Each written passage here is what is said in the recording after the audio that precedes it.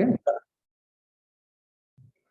Good afternoon, dear students. In previous class, we were studying about the electric charges and the fields. Okay, new chapter now start madidvi. Briefly, we discuss about what are the things that we have studied in earlier classes. That is nothing but we have studied about the electromagnetism, the branch, and there will be two branches, that is electrostatics and the electrodynamics. Okay, about that we have studied, and after that we have studied about the main definition. Okay, ಈ definition ಇಂದಾನೆ hole chapter ನನಗೆ base ಆಗಿರೋದು. That is the electric charge. Okay, it is the property possessed by the material object by virtue of which electrical and other related effects are produced. Okay, ಆಮೇಲೆ denoted by Q ಅಂತ ಬರ್ದಿದ್ದೀವಿ, SI unit Q C ಅಂತ ಬರ್ದಿದ್ದೀವಿ, SI unit coulomb ಅಂತ ಬರ್ದಿದ್ದೀವಿ, and there will be two types of charges ಅಂತ ಹೇಳಿದ್ದೀವಿ, positive charge and the negative charge ಅಂತ ನಾವು ಅದನ್ನ ಹೇಳಿದ್ದೀವಿ. ಅದಾದ್ಮೇಲೆ we have studied about modern concept of matter.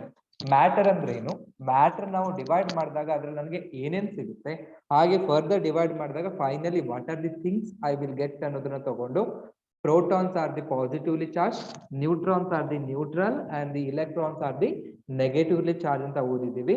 ಆಮೇಲೆ mass of the proton, mass of the neutron and the mass of the electrons ಗಳನ್ನ ತಗೊಂಡು we have compared their masses. Mass ನ compare ಮಾಡಿದಾಗ mass of the neutron is greater than mass of the proton than mass of the electron.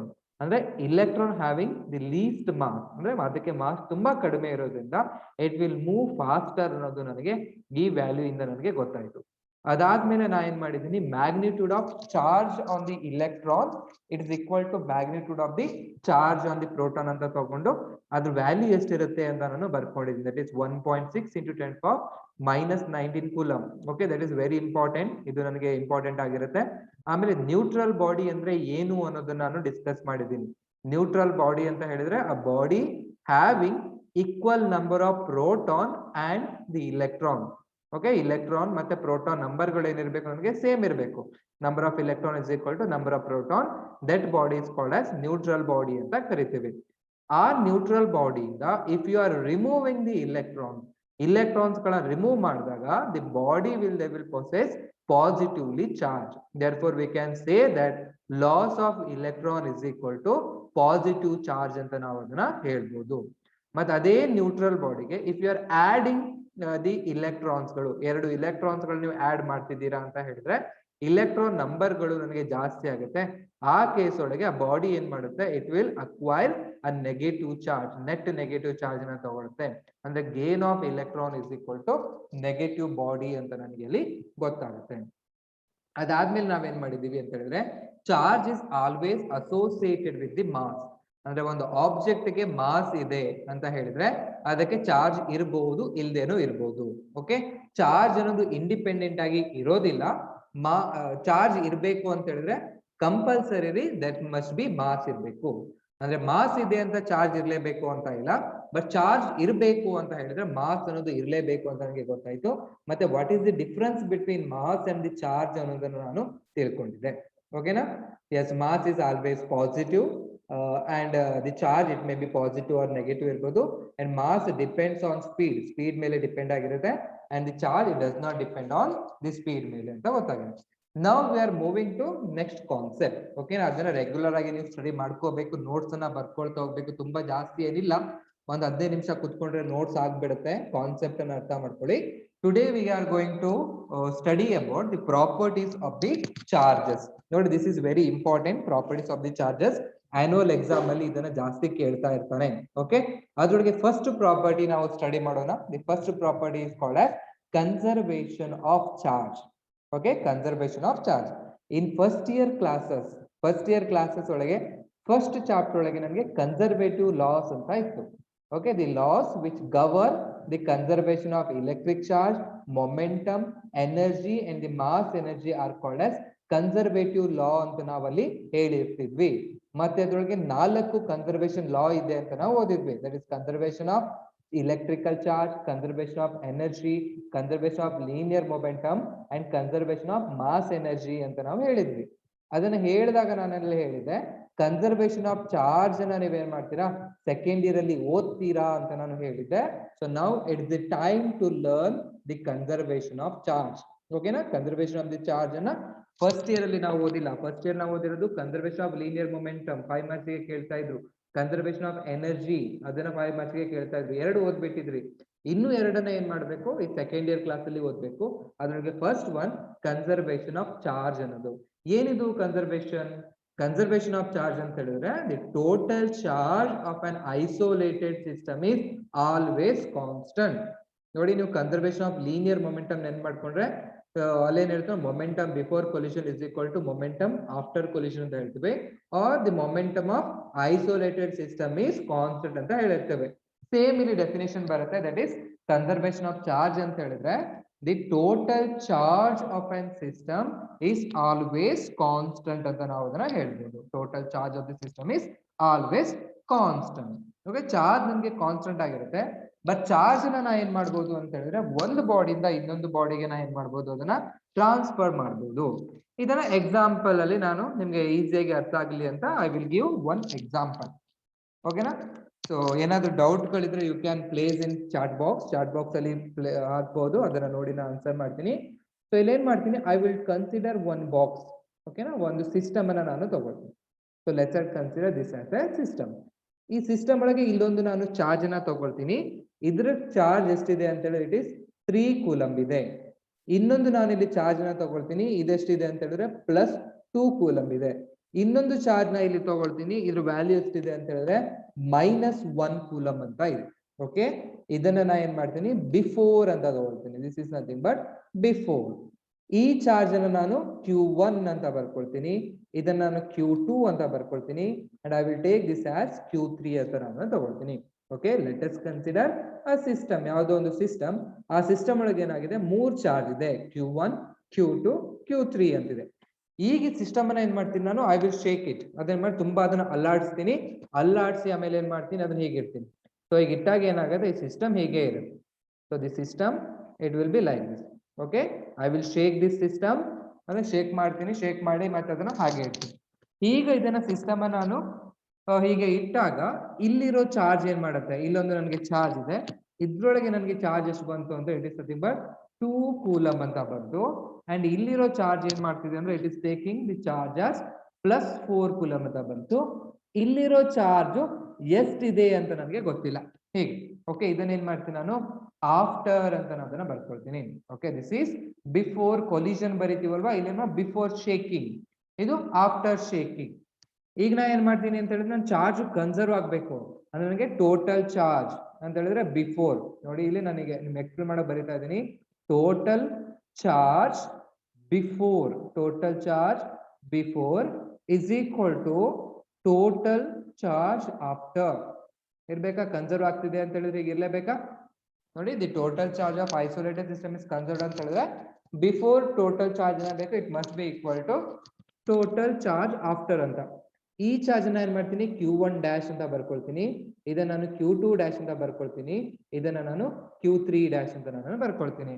According to conservation of law ಏನಾಗಬೇಕು ಅಂತ ಹೇಳಿದ್ರೆ it is ಏನಾಗಬೇಕು, ಯಾರು ಹೇಳ್ತೀರಾ, it is Q1 plus Q2 plus it is Q3 is equal to ಏನಾಗಬೇಕು, it must be Q1 dash plus Q2 dash plus Q3 dash ಅಂತ ಆಗ್ಬೇಕು. ಸರಿನಾ? ಯಾ ಪೂರ್ಣಿಮಾ ನೋಡು ಆನ್ಸರ್ ಮಾಡಿದ್ದಾರೆ -2 ಕೂಲಂಬ್ ಅಂತ. Okay, I will check Purnima. Okay, Rehan -2. Okay, I will check. Okay, very good. ತುಂಬಾ ಖುಷಿ ಆಗುತ್ತೆ ನಿಮಗೆ ಆನ್ಸರ್ ಮಾಡಿದ್ರೆ. ಸೊ Q1 ಅಂತ ಹೇಳಿದ್ರೆ ಏನು, it is +3 coulomb. So Q2 ಅಂತ ಹೇಳಿದ್ರೆ it will be +2 coulomb and it will be -1 ಅಂತ ಆಯ್ತು, -1 ಕೂಲಂಬ್ ಅಂತ ಆಯ್ತು. Okay, plus bar is equal to Q1 dash ಅಂತ ಹೇಳಿದ್ರೆ +2 ಕೂಲಂಬ್, Q2 ಡ್ಯಾಶ್ ಅಂತ ಹೇಳಿದ್ರೆ it will be +4 coulomb and ಇದನ್ನ ಏನ್ ಮಾಡ್ತೀನಿ ನಾನು Q3 ಡ್ಯಾಶ್ ಅಂತ ತಗೊಳ್ತೀನಿ. Yeah Satvik, Ambit all are answering. Okay, ಈಗ ಇದನ್ನ ಆಡ್ ಮಾಡೋಣ. 3 2 ಅಂದ್ರೆ 5 ಆಯ್ತು.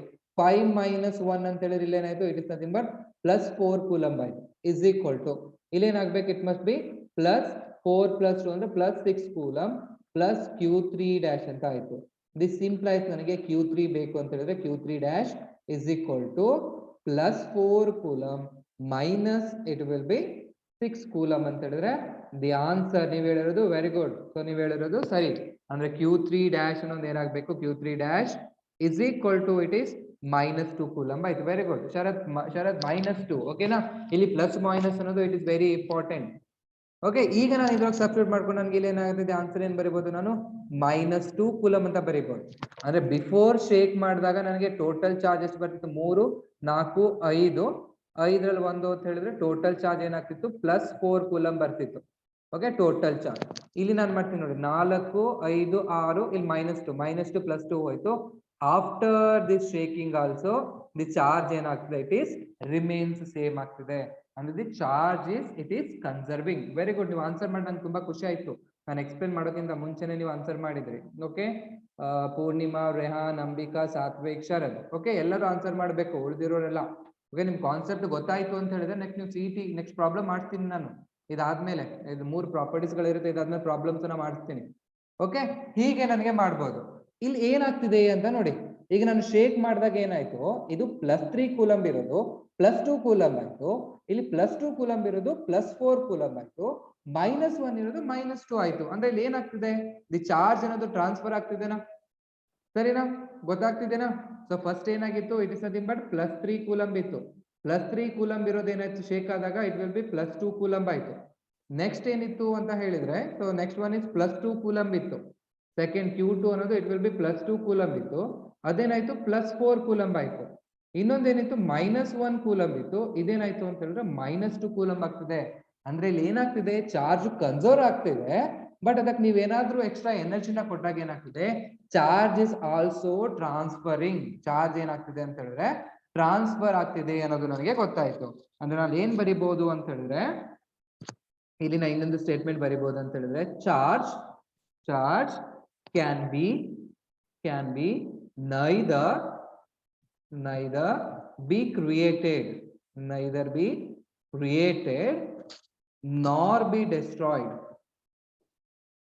Neither be created nor be destroyed, but can be transferred. ಗೊತ್ತಾಯ್ತಾ, ಇದು ಅರ್ಥ ಆಯ್ತಾ? But can be transferred. So understood guys, ಎಲ್ಲರಿಗೂ ಅರ್ಥ ಆಯ್ತಾ? ನೋಡಿ, ಅರ್ಥ ಮಾಡಿಸಿದ್ದೀರಿ ನಾನು. ಇದು ಸೇಮ್ ಅಲ್ಲಿ ಕನ್ಸರ್ವೇಷನ್ ಆಫ್ ಎನರ್ಜಿ ಬರೀತೀನಿ ನೋಡಿ, energy neither be created nor be destroyed but it can be transferred from one body to another body ಅಂತ ಹೇಳ್ತೀವಿ. ಅದೇ ಕಾನ್ಸೆಪ್ಟ್ ಇಲ್ಲಿ ಬರುತ್ತೆ. ಎಸ್, ವೆರಿ ಗುಡ್, ಆನ್ಸರ್ ಮಾಡ್ತಿದ್ದೀರಾ ಚಂದನ, ಪೂರ್ಣಿಮಾ, ಅರ್ವಿನಾ. ಓಕೆ ಗೊತ್ತಾಯ್ತಾ? ಇದು ಏನ್ ಕರಿತೀವಿ ಅಂತ ಹೇಳಿದ್ರೆ, ದಿಸ್ ಲಾ ಇಸ್ ಕಾಲ್ಡ್, ಇದನ್ನ ನಾವು ಫಸ್ಟ್ ಪ್ರಾಪರ್ಟಿ ಅಂತ ನಾವು ಅದನ್ನ ಕರಿತೀವಿ, that is conservation of charge. Okay ಗೊತ್ತಾಯ್ತಾ ಇದು? ಸೊ ಹೇಗೆ ನಾವು ಮಾಡ್ಕೋಬೇಕು ಅಂತ, for total charge of the isolated system is always constant ಅಂತ ನಾವು ಹೇಳ್ಬೋದು. Okay, next we will move to second ಇದಕ್ಕೆ ನಾವು ಹೋಗೋಣ. Okay, this is very important. CET concept, ಇದ್ರ ಮೇಲೆ ಪ್ರಾಬ್ಲಮ್ಸ್ ಗಳು 100% ಇರುತ್ತೆ. ಸಿಇಟಿ ಅಂತ ಅಲ್ಲ, ನೀವು ರೆಗ್ಯುಲರ್ ಪ್ರಾಬ್ಲಮ್ ಮಾಡ್ಬೇಕಾದ್ರೂ ಇದ್ರ ಮೇಲೆ ನಿಮ್ಗೆ ಕಾನ್ಸೆಪ್ಟ್ ಮೇಲೆ ಇರುತ್ತೆ. Second property is quantization of charge ಅಂತ. Okay, second property is quantization of charge ಅಂತ. ಕ್ವಾಂಟೈಸೇಷನ್ ಅಂತ ಹೇಳಿದ್ರೆ ಫಸ್ಟ್ ನನಗೆ ಗೊತ್ತಾಗ್ಬೇಕು. ಸೊ ಕ್ವಾಂಟೈಸೇಷನ್ ಅಂತ ಹೇಳಿದ್ರೆ, so it is available in fixed amount. Okay, available in fixed amount ಅಂತ ಹೇಳಿದ್ರೆ, ವಾಟರ್ ಬಾಟಲ್ ಅಂತ ನಾನು ತಗೊಂಡ್ರೆ 1 litre water bottle, 2 litre water bottle, 3 litre water bottle, 5 litre fix ಆಗಿ ಬರ್ತಾ ಇದೆ ಅಂತ ಹೇಳಿದ್ರೆ ಅದನ್ನ ಏನ್ ಮಾಡ್ಬೋದು ನಾವು, ಕ್ವಾಂಟೈಸೇಷನ್ ಅಂತ ಹೇಳ್ಬೋದು. ಓಕೆ, ಹೀಗೆ ಕ್ವಾಂಟೈಸೇಷನ್ ಅಂತ ಹೇಳಿದ್ರೆ ಅವೈಲೇಬಲ್ ಇನ್ ಫಿಕ್ಸ್ಡ್ ಅಮೌಂಟ್ ಅಂತ. ಅಂದ್ರೆ ಚಾರ್ಜ್ ಅನ್ನೋದು ಏನಾಗ್ತದೆ, it is available in fixed amount. ಹೀಗೆ ಬರ್ಬೇಕದು, ಬೇರೆ ತರ ಅಲ್ಲ. ಅಂದ್ರೆ ಯಾವ ತರ ಬರಬೇಕು ಅನ್ನೋದಕ್ಕೆ ಇಲ್ಲಿ ಅದಕ್ಕೆ ಕೊಟ್ಟಿದ್ದಾರೆ statement.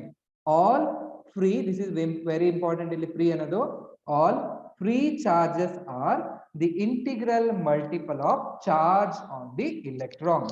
Okay, quantisation of charge, ಅದು ಸ್ಟೇಟ್ಮೆಂಟ್ ಏನ್ ಹೇಳುತ್ತೆ ಅಂತ ಹೇಳಿದ್ರೆ, all free charges R the integral multiple of charge on the electron.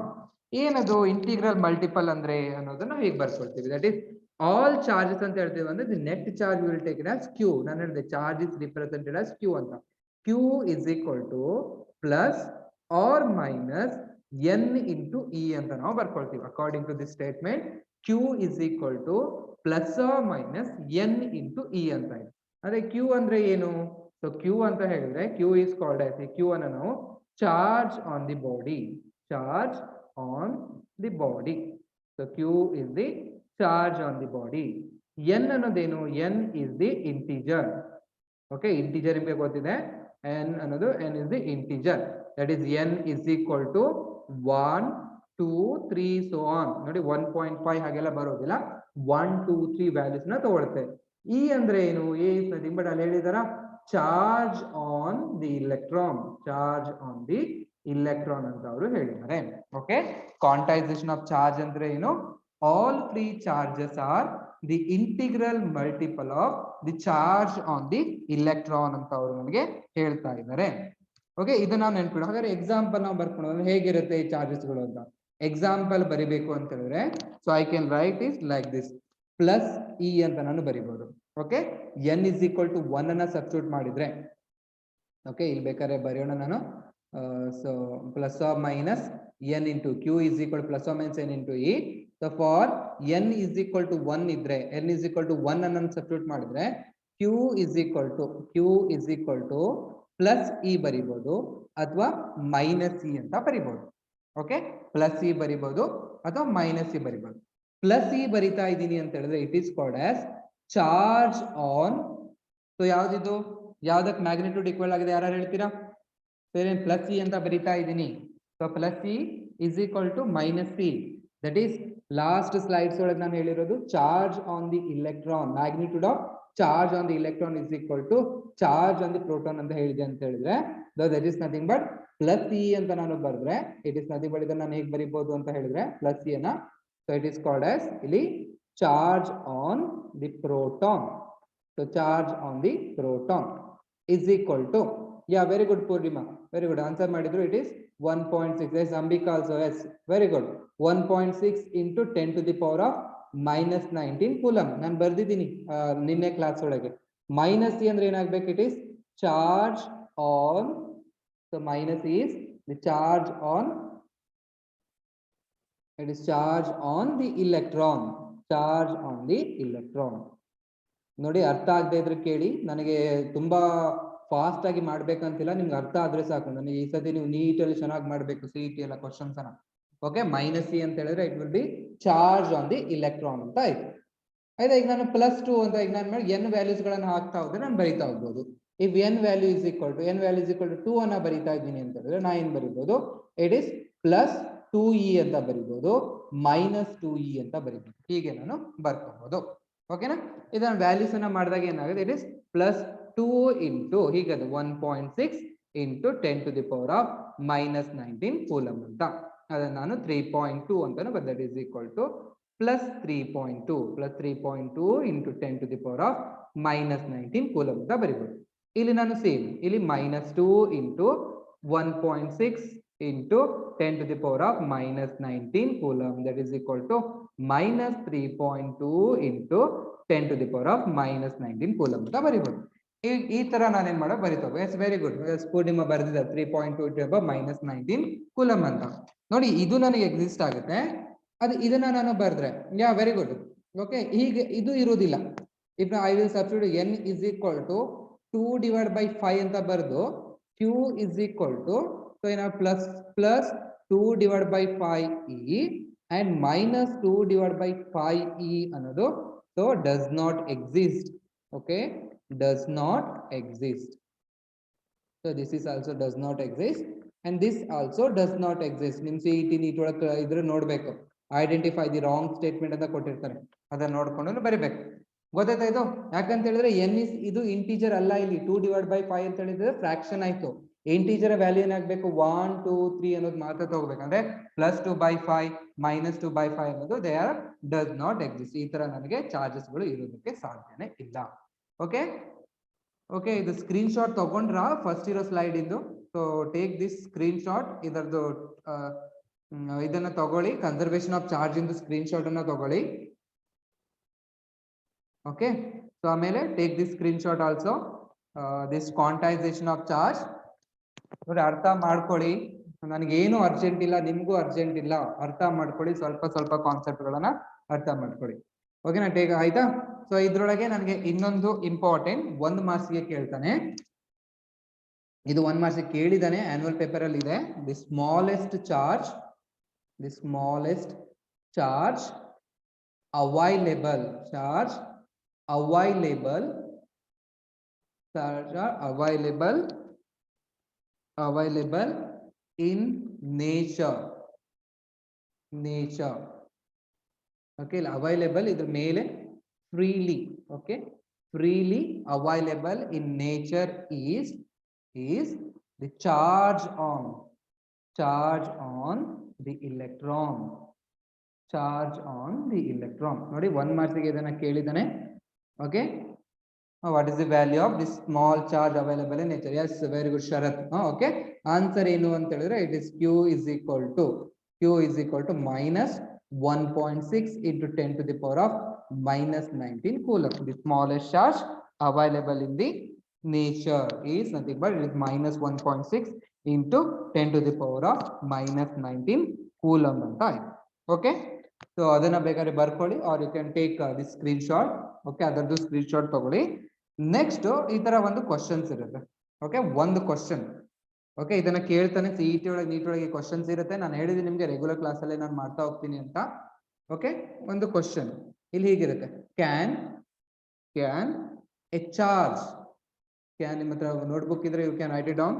Can a charge of plus 8 into 10 to the power of minus 18 coulomb be given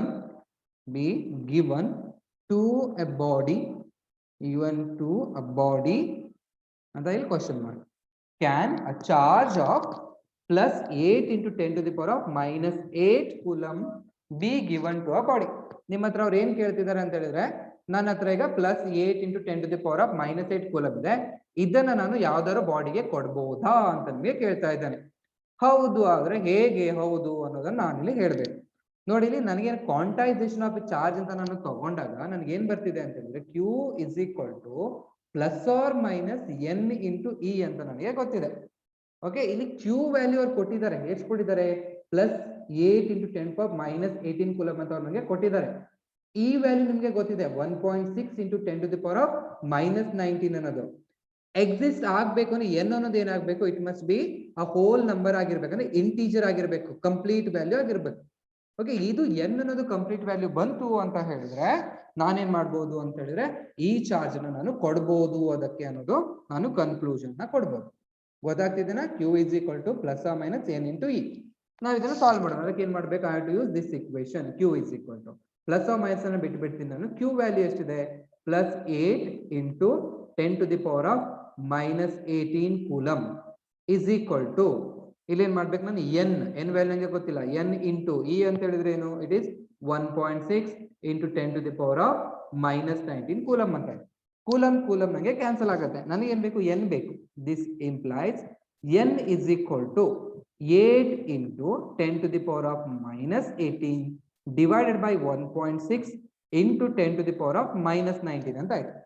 okay, ಇದು ನಾವು solve ಮಾಡ್ಬೋದು, ನೀವು ಬೇಗ ಸ್ಟಾರ್ಟ್ ಮಾಡ್ಬೋದು ನನ್ಕಿಂತ. ಸೊ ಇಲ್ಲಿ ಏನ್ ಮಾಡ್ತೀನಿ ನಾನು, 8 okay 8 divided by it is 1.6 ಆಯ್ತು into 10 to the power of minus 18 ಇದೆ. ಓಕೆ, ಸಾತ್ವಿಕ್ 5 ಅಂತ ನೋಡೋಣ. ಇಲ್ಲಿ minus 19 ಇರೋದು ಮೇಲ್ಗಡೆ ಹೋದ್ರೆ ಏನಾಗುತ್ತೆ, ಪ್ಲಸ್ 19 ಅಂದ್ರೆ ಪ್ಲಸ್ 19 ಅಂತ ನಮ್ಗೆ ಇಲ್ಲಿ ಸಿಗುತ್ತೆ. ಓಕೆ, ಈಗ ನಾನು 8 ಡಿವೈಡೆಡ್ ಬೈ 1.6 ಮಾಡಿದ್ರೆ ಎಷ್ಟು ಬರುತ್ತೆ, ನಿಮ್ಮ ಹತ್ರ ಕ್ಯಾಲ್ಕುಲೇಟರ್ ಇದೆ, 8 ಡಿವೈಡ್ ಬೈ 1.6 ಮಾಡಿದ್ರೆ ಐ ವಿಲ್ ಗೆಟ್ ಎಷ್ಟು, 0.5 ಸಿಗುತ್ತಾ? ನೋಡೋಣ. ಸಾತ್ವಿಕ್ 5 ಅಂತ ಹೇಳಿದ್ರೆ 5 ಬರ್ತಿದೆ ಆನ್ಸರು. ಓಕೆ, ಇಲ್ಲಿ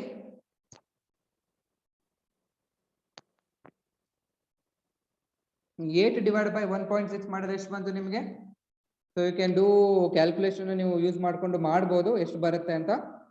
ಸೊ ನಾನು ಇಲ್ಲಿ ಮಾಡಿ ನೋಡ್ತೀನಿ. ಸೊ 8 divided by 1.6 ಮಾಡಿದಾಗ ಯು ಆರ್ ಗೆಟಿಂಗ್ 5. ಸಾರಿ, ತಪ್ಪು ಮಾಡಿದಾಗ 5 ಬಂತು. 5 ಇಂಟು ಇಲ್ಲೆಷ್ಟು ಬಂತು, 10 to the power minus 18 plus 19 ಅಂದ್ರೆ ಎಷ್ಟು ಬಂತು, 10 to the power 1 ಬಂತು. ಎಲ್ಲರಿಗೂ 5 ಬಂತ, ನನಗೆ ಮಾತ್ರ ಯಾಕೆ ಬೇರೆದ್ ಬಂತು? ಯಾ ಪೂರ್ಣಿಮಾ, 5 into 10 ಅಂತ ಹೇಳಿದ್ರೆ ಎಷ್ಟು? Very good Purnima, you are right. But ಅದೇ 50 ನಾ? So it is n is equal to 50. Yeah Soundarya, very good. Purnima, yes ಸರಿನಾ? 50 ಬಂತ, n is equal to 50. ಯಾ ರೀನಾ 50. ಸರಿ, 0.5 ನೀವು ಹೇಳಿ ಸರಿ ಆಯ್ತಾ, ಮತ್ತೆ ನೀವು ತಪ್ಪಂತ ಹೇಳುದಿಲ್ಲ. Ambika also right, Sharath also right. 8 divided by 1.6 ಮಾಡಿದಾಗ ನಿಮಗೆ ಸೊ ಬರ್ತಿತ್ತು ಏನದು 0.5 ಬರ್ತಿತ್ತು 5 ಬಂದಿತ್ತು. ಇಲ್ಲ 10 to the power of -18 plus 19 ಮಾಡಿದಾಗ 10 to the power of 1 ಉಳಿತು ಅಂದ್ರೆ 5 into 10 ಅಂದ್ರೆ 50. ಈಗ ಏನೊಂದು ಇಂಟಿಜರ್ ಫುಲ್ ನಂಬರ್ ಇದೆನಾ ಇದು ಸರಿನಾ ಗೊತ್ತಾಗ್ತಿದೆನಾ n is equal to 50 ಬರ್ತಿದೆ ಅಲ್ಲಿ ನನಗೆ 49.5 ಬರ್ತಿಲ್ಲ 49.9 ಬರ್ತಿಲ್ಲ ಅಥವಾ 50.6 ಬರ್ತಿಲ್ಲ ಕಂಪ್ಲೀಟ್ ಆಗಿ ಏನಾಗ್ತಿದೆ n is equal to 50 ಬರ್ತಿದೆ ಅಂತ ಹೇಳಿದ್ರೆ n is equal to ನನಗೆ as ಇಲ್ಲಿ ಬರಿಬೇಕು as n is equal to 50 is integer as n is equal to 50 is equal to integer we can give we can give the charge we can give the charge ಅದು ಎಷ್ಟು charge ಇದೆ. So I will get back to Rihan ಒಂದ್ಸತಿ ನೋಡ್ತೀನಿ. We can give the charge plus 8 into 10 to the power of -18 coulomb to the body. n is equal to ನನಗೆ full ಬಂದಿರೋದ್ರಿಂದ ನಾನು ಕೊಡಬಹುದು. Why should you took 1.6 19 1.6 ಅದು value ಅಲ್ವಾ ಈ value ಅಂತ ಹೇಳಿದ್ರೆ ಶರದ್ ಅಲ್ಲಿ ಲಾಸ್ಟ್ ಸ್ಲೈಡ್ ಒಳಗೆ ನಾನು ವ್ಯಾಲ್ಯೂ ಆಫ್ e ಅನ್ನ ಬರ್ದಿದ್ದೀನಿ ನೋಡು. E is equal to, so you can see here ಇಲ್ಲಿ ಬರ್ದಿದೆ ಅಲ್ವಾ E is equal to ಇಲ್ಲಿ ಬರ್ದಿಲ್ವಾ ಪ್ಲಸ್ E ಅದು minus E is equal to 1.6 into 10 power -19 ಅದಕ್ಕೆ ಅದನ್ನ ತಗೊಂಡಿರೋದು. ಓಕೆನಾ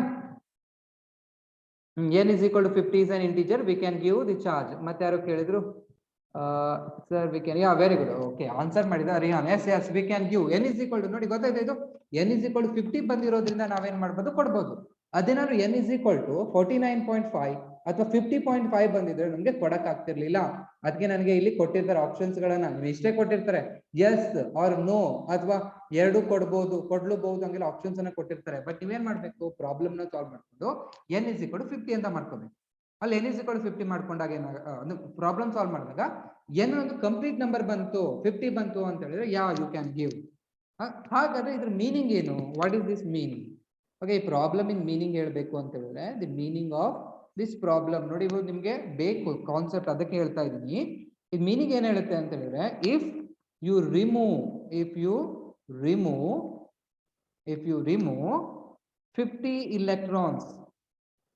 50 electrons from the neutral body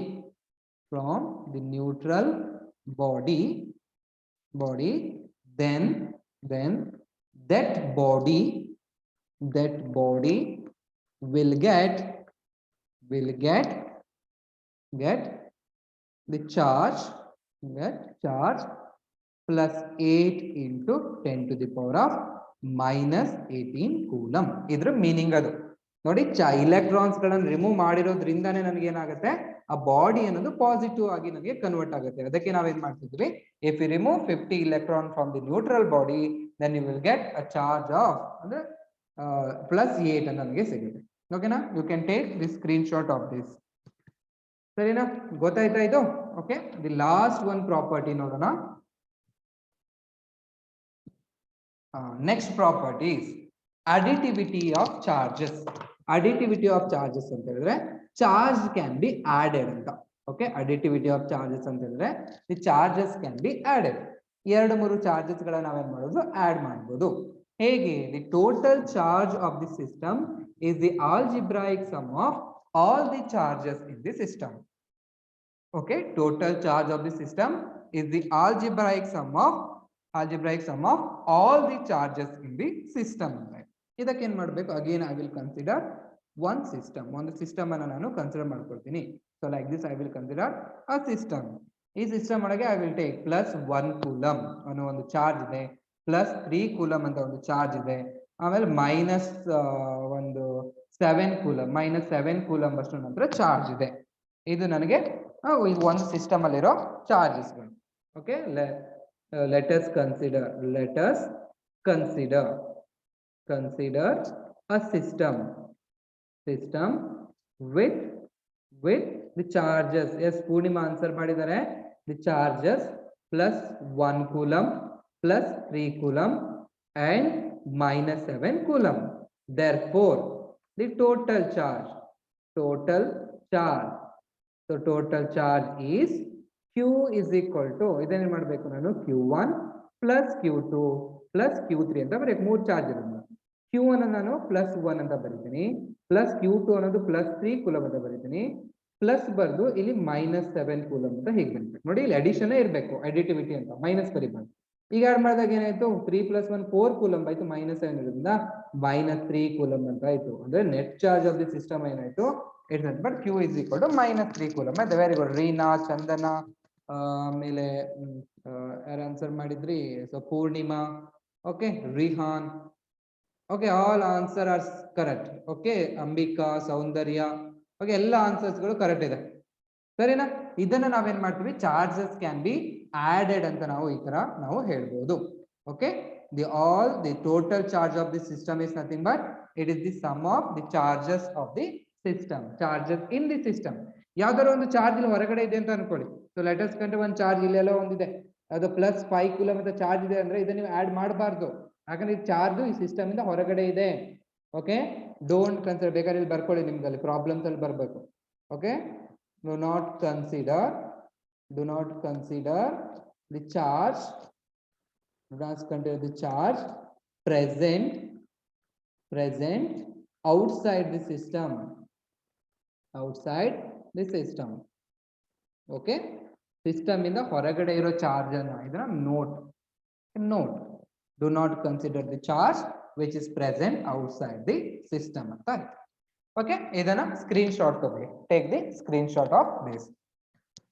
ನೋಡಿ, ಈ ಮೂರು ಲಾನ ಏನ್ ಕರಿತೀವಿ ಅಂತ ಹೇಳಿದ್ರೆ, ದೀಸ್ ಆರ್ ಕಾಲ್ಡ್ ಆಸ್, ಅದನ್ನ ಬೇಸಿಕ್ ಲಾಸ್ ಅಂತ ಕರಿತೀವಿ. ಅಲ್ಲಿ ಎಕ್ಸಾಮ್ ಅಲ್ಲಿ ಕೇಳ್ತಾರೆ, mention the basic loss of basic properties of electric charges ಅಂತ. ಅವಾಗ ನೀವೇನ್ ಹೇಳ್ಬೇಕು, so first conservation of charge ಹೇಳ್ಬೇಕು, ಕ್ವಾಂಟೈಸೇಷನ್ ಆಫ್ ಚಾರ್ಜ್ ಅಂತ ಹೇಳ್ಬೇಕು, ಮತ್ತೆ ಅಡಿಟಿವಿಟಿ ಆಫ್ ದಿ ಚಾರ್ಜ್ ಅಂತ ಹೇಳ್ಬೇಕು. ಸರ್ ಮೂರೇನ ಚಾರ್ಜ್, ನನಗೆ ಬೋರ್ ಆಗ್ತದೆ, ಬರೀ ಮೂರೇ ಯಾಕೆ, ನನಗೆ 3 ಬೇಡ ಅಲ್ವಾ? ಅದ್ರ ಜೊತೆ ಬೇರೆ 5 ಮಾರ್ಕ್ಸ್ ಕೇಳಿದ್ರೆ ಏನ್ ಬರೆಯೋದು ಸರ್, ನೀವು 3 ಮಾರ್ಕ್ಸ್ ಮಾತ್ರ ಹೇಳ್ತಿದ್ದೀರಾ. 5 ಮಾರ್ಕ್ಸ್ ಕೇಳಿದ್ರೆ ಏನ್ ಬರಿಬೇಕು ಅಂದ್ರೆ, there are some other charges, other properties, ಇದು ನನಗೆ ಬರಿಬೇಕು. ಓಕೆ, 5 ಮಾರ್ಕ್ಸ್ ಕೇಳಿದ್ರೆ 5 ಬರ್ದ್ರೆ ಆಯ್ತು. 3 ಮಾರ್ಕ್ಸ್ ಕೇಳಿದ್ರೆ ಸ್ಟಾರ್ಟಿಂಗ್ 3 ಬರಿಬೇಕು. Okay, charge is conserved, charge is quantise, charge is additive ಅಂತ ಬರಿಬೇಕು. 5 ಮಾರ್ಕ್ಸ್ ಕೇಳ್ಬಿಟ್ರೆ ಇಲ್ಲೊಂದು ಬರಿಬೇಕು, ಇದು ನಿಮ್ಗೆ ಗೊತ್ತಿತ್ತು. Okay, like charges repel each other, unlike charges attract each other. Like charges ಅಂತ ಹೇಳಿದ್ರೆ ಪ್ಲಸ್ ಕ್ಯೂ ಚಾರ್ಜಸ್ ನಿಮ್ ಪಕ್ಕದಲ್ಲೇ ಇಟ್ಟರೆ ಏನಾಗುತ್ತೆ, ಅಲ್ಲಿ ನನಗೆ ರಿಪಲ್ಸಿವ್ ಫೋರ್ಸ್ ಇರುತ್ತೆ. ಓಕೆ, ರಿಪಲ್ಸ್ ಹೇಗೆ, ಒಂದು +q ಇಡ್ತಿದ್ರೆ ಇನ್ನೊಂದು -q ಇಡ್ತಿದ್ದೀರಾ ಅಂತ ಹೇಳಿದ್ರೆ there will be attractive force. Okay, ಇದು ನೀವು ಕೇಳಿರ್ತೀರಾ. ಮ್ಯಾಗ್ನೆಟ್ ಅಂತ ತಗೊಂಡ್ರೆ ನಾರ್ತ್ ಪೋಲ್ ರಿಪಲ್ಸ್, ಅದೇ north pole south pole attract. Okay, ಹಾಗೆ ಲೈಕ್ ಚಾರ್ಜಸ್ ಅಂತ ಹೇಳಿದ್ರೆ ಪಾಸಿಟಿವ್ ಚಾರ್ಜ್ ಗಳಿದ್ರೆ ರಿಪಲ್ಸ್ ಆಗುತ್ತೆ, ಅಥವಾ ನೆಗೆಟಿವ್ ಚಾರ್ಜಸ್ ಗಳಿದ್ರೆ ರಿಪಲ್ ಆಗುತ್ತೆ. Okay, negative -q this also repel. ಓಕೆನಾ? ಆಮೇಲೆ ಒಂದು ನೆಗೆಟಿವ್ ಒಂದು ಪಾಸಿಟಿವ್ ಇದೆ ಅಂತ ಹೇಳಿದ್ರೆ ದೇ ವಿಲ್ ಬಿ ಅಟ್ರಾಕ್ಟ್. ಇದನ್ನ ನೆನ್ಪಿಟ್ಕೊಳ್ಳಿ, ಇದು ನನಗೆ ಇನ್ನೊಂದು property. Like charges repel each other, unlike charges attract each other. ಮತ್ತೆ ಇನ್ನೊಂದು fifth, charges always reside on the outer surface. Reside ಅಂದ್ರೆ ತುಂಬಾ ದೊಡ್ಡ ವರ್ಡ್ ಆಯ್ತು ಸರ್, ಗೊತ್ತೇ ಆಗುದಿಲ್ಲ. ರಿಸೈಡ್ ಅಂತ ಹೇಳಿದ್ರೆ ಪ್ರೆಸೆಂಟ್ ಅಂತ. ಓಕೆ, ರೆಸಿಡೆನ್ಸ್ ಅಂತ ನಾವು ಹೇಳ್ತೀವ ಹಾಗೆ. Charges always reside on the outer surface. ನಾನು ಇಲ್ಲಿ ಡಯಾಗ್ರಾಮ್ ಬರ್ದಾಗ ಹೀಗೆ ಬರ್ದಿದ್ದೆ, ಹೀಗೆ ಬರ್ದು ಇದ್ರ ಮೇಲೆ ಬರ್ದಿದ್ವಿ. ಅಂದ್ರೆ ಚಾರ್ಜಸ್ ಗಳು ಆಲ್ವೇಸ್ ಹೊರಗಡೆ ಇರುತ್ತೆ, ಒಳಗಡೆ ಏನು ಇರೋದಿಲ್ಲ. Charges are always present. ಮತ್ತೆ ನಾನು ಬರ್ದಾಗ ಚಾರ್ಜ್ ಆನ್ ದಿ ಇಲೆಕ್ಟ್ರಾನ್ ಅಂತ ಹೇಳಿದ್ದೆ, on the electron, in the electron ಅಂತ ಹೇಳಿಲ್ಲ. ಇನ್ ಅಂತ ಹೇಳಿದ್ರೆ ಒಳಗೆ ಅಂತ, on, that is very important. ಸರಿನಾ? ಅಲ್ಲೆಲ್ಲ ಹೇಳಿದ್ದೀನಿ ನಾನು, charge on the electron is -1.6 × 10⁻⁻19 coulomb ಅಂತ.